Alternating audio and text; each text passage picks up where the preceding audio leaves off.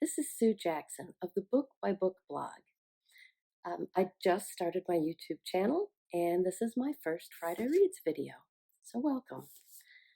As usual, I'm currently reading two books, one in print and one on audio.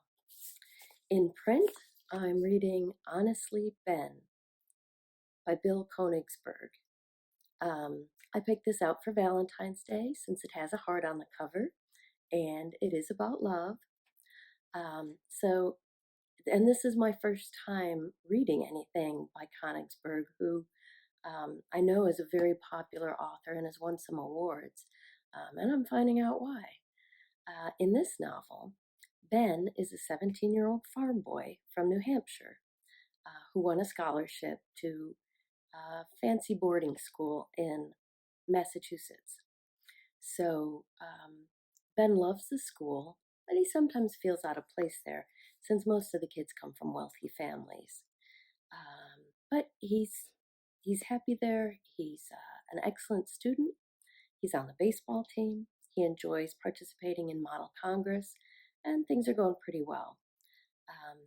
He's got one best friend who he feels really understands him, Rafe. And last semester, he and Rafe grew closer and closer until their relationship developed beyond a friendship. But then they had a falling out at the end of the semester. So now they're back in school. Ben is feeling really alone without his bond with Rafe. And he meets a girl from the neighboring girls' school named Hannah. Now, Hannah is smart and funny, and Ben's very attracted to her, and the two of them begin dating. But Ben is still feeling conflicted because he doesn't think he's gay, but he does love one man, Rafe. And at the same time, he's getting to know Hannah, and he really likes her and, thinks that could develop into a really great relationship.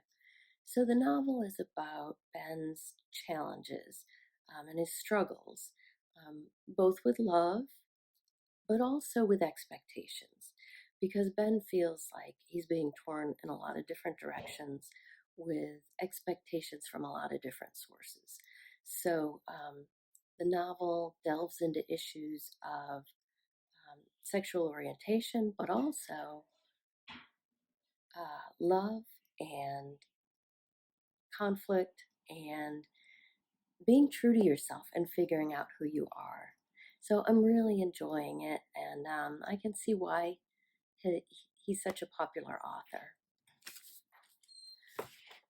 On audio, I am listening to The Night Watchman by Louise Erdrich. Now, I love listening to Louise's novels on audio because she does the narration herself, and she's excellent at it. Her novels usually or always deal with Native Americans from the Northern Plains, and Louise has that background herself. So her voice, the cadence of her speech, it's all perfect for her characters, and it really makes you feel immersed in the story.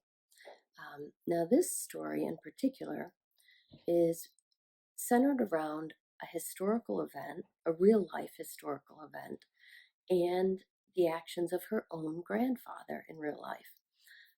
So I didn't know this, but back in 1953, Congress was debating a bill for the emancipation of certain Indian tribes.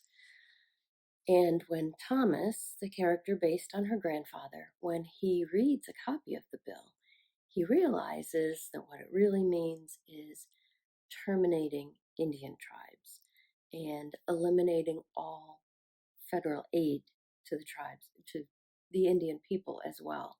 And he's quite alarmed by this because his people are struggling as it is. He's in the Turtle Mountain group of the Chippewa tribe. So the novel it does have this thread of history and politics in it, as Thomas tries to pull together a group to go to Washington and speak out against the bill. But as with all of Louise's books, it's really about people. and families and their struggles and their joys. Um, she has a way of writing three-dimensional characters that I just love. And so, as with all her novels, this one is completely engrossing, and I'm really enjoying it. So, for more information on the books that I talked about, you can check out the notes below. You can also find ways to connect with me on social media there. And please leave a comment and let me know what you're reading.